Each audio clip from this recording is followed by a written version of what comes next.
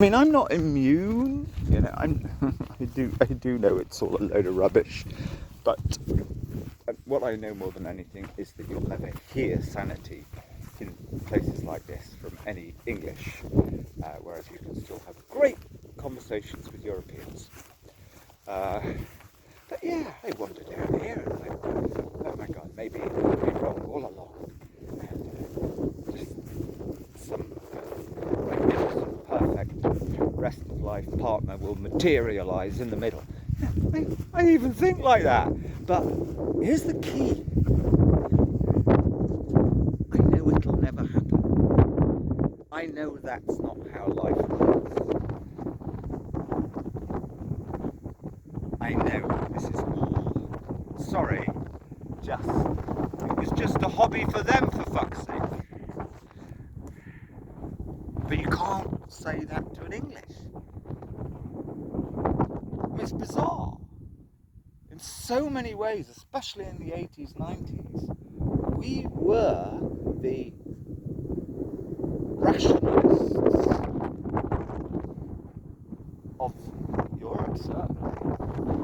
And yet, we have become this subtly bizarre, weird, they don't actually allow even that you're superstitious, but it's like this thing has entered, and what it's all about, it's all the same. Eastern philosophy, practicing Buddhism, practicing fucking Tai Chi, all of it, meditation, all of it.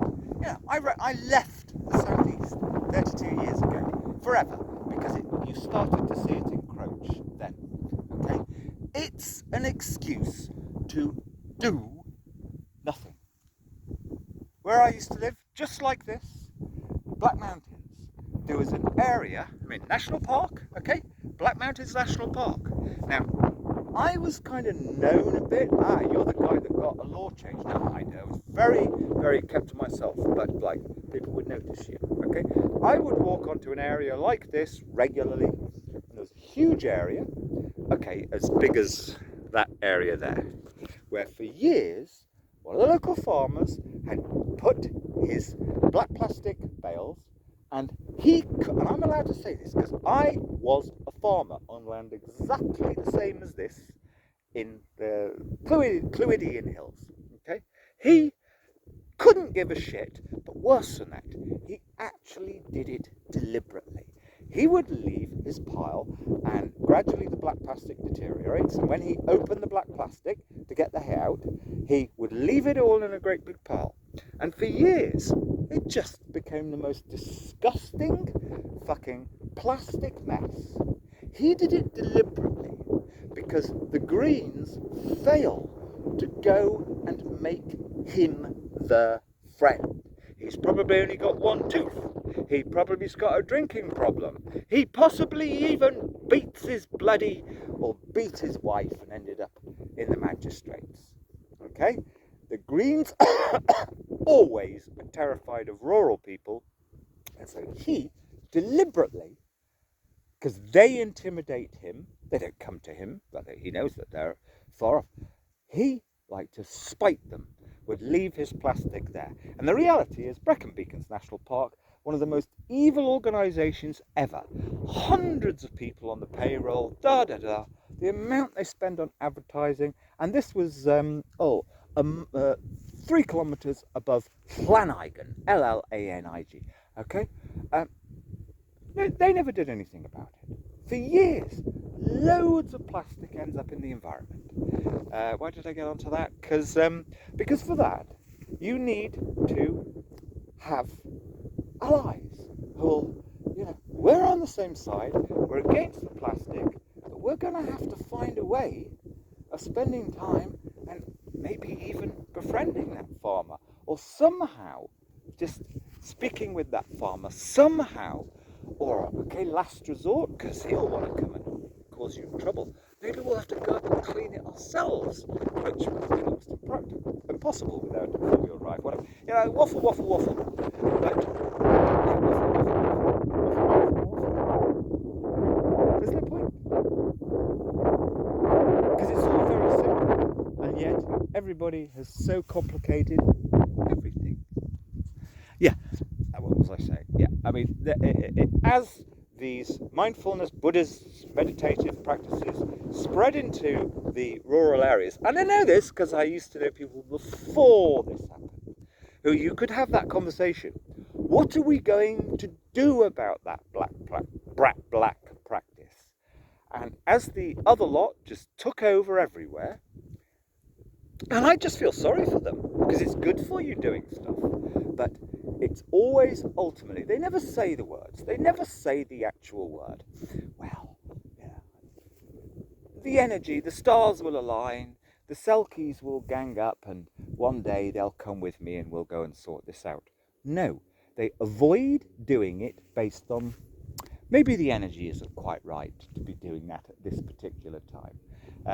Maybe this, maybe that. It's all of this so-called Eastern. It's not Eastern. I know the East.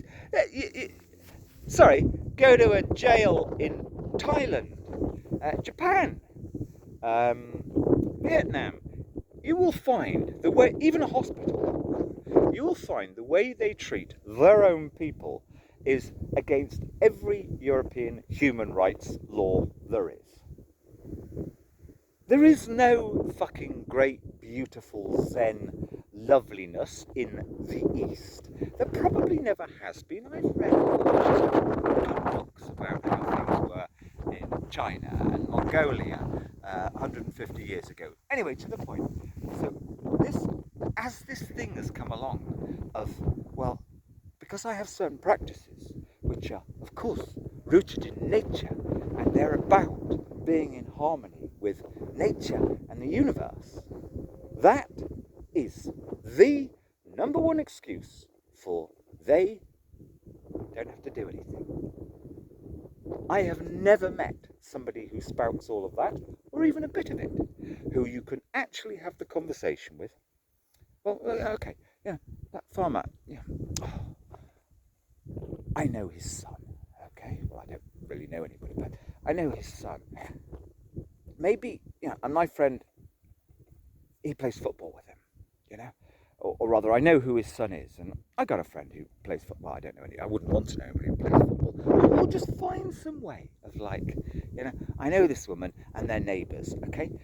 Maybe we could gently start to drop hints, or in a completely non-antagonistic way. I've never known anybody who says, I'm connected to the universe, to nature and all of this, who ever will allow that conversation. I know it because I've had that conversation about the Makuras doing a massive, horrible badger genocide 2 miles to the due east, 2 kilometres due east of Herrick Hill. The Makura family, they hosted Extinction Rebellion. They murdered a load of badgers. And I went round over 6 months in a very dangerous position, trying to have that conversation. Who could possibly we find to team up and try and turn this into something positive? In other words, leverage. Bob, Rob, I got film of this. I got so many photographs. Okay, here's the deal. Okay, this is called leverage. Rich people, they were rich people. Okay, if you set aside 10 acres of kennel wood, 80 acres in total, and I find some youngsters who are going to gradually turn this into a real rewilded area, a proper one, not the monoculture that you've replanted. Okay, I'll keep my mouth shut, and nobody will ever see those films. I mean, you don't even say it. I mean, we all know there are dramas where you just hint. Okay, it's perhaps for your medium-term advantage that you rent-free lease 10 acres of kennel wood to a little group that I'll set up, which is mentally ill people doing rewilding. There you go. But you need to have 1 or 2 people, and 1 or 2 of them have to be female. So I went round a lot. I couldn't even tell them the location. I would have to give them a different compass and bearing, distance and bearing, because it's like, if they say anything about me, even though I've asked them not to, and it gets back to somebody, then the contractors who buried alive a load of badger cubs. If they herd, they will hurt you. That's the reality. Anyway, yeah, and the second I was there, stood there with my video camera. But it's like, so you needed, I tried to get 1 or 2 female people who'd all said to me in the previous year, this is July 2020, they'd all said in one way or reason or other, they really love nature, and they even did a bit of walking. They actually did walking. So it's like, okay, yeah, can we find a way cleverly together of just maybe having a cup of tea to talk about it? We might even take 3 cups of tea. Okay, and I'm thinking, is there some way? I don't want to waste my time just getting another half a page in the Telegraph saying aristocrat goes to jail because he buried alive a load of badger cubs. That doesn't actually serve any purpose. All it does is make people feel negative. Okay, so is there something we could turn this into that actually is a net benefit for nature? Just even having those conversations. None of them ever took it forward in the slightest. And I had to do it so quietly, so perfectly, like mindfully, just like in a very hushed voice, just in case if I met them on Preston High Street, just in case anybody overheard, No, they're bullshit, people please, that sounds interesting, and then they refuse to talk to you ever again, And some of them, it's like, but believe me, I end on the so-called spiritual, those who have practices of some kind or other, they never even allow that conversation of, hey, I'm a proper nature steward of the hills around Herrick Hill, okay, for many miles, okay. I've got actually 2 really terrible instances of total wildlife crime that the whole fucking country would be against. Would you assist me in how can we take this forward? Just perhaps turn it into something positive. Okay? Positive, there you go. There's all your positivity. I want to take it and turn it into something actually positive rather than this positive that they're all brainwashed. They've got to just waffle so as they keep getting their grants to do nothing that's any good ever. The end. Sounds like I'm ranting. I'm not ranting. I'm just like, I just need to put this down in here just in case I drop dead, which I probably will, and at least my daughter knows what the score was. What's the reality? What was the reality? I've got tons of it. I've got thousands of hours in my protective recording device, like when I went to saw Rob McCurrock on the hills and went to have a word with him about 6 weeks later. Rob, hi, how you doing? I knew him quite well. It's like, I saw how the bulldozers went over the badger sets. So interesting what he said. Got to protect yourself.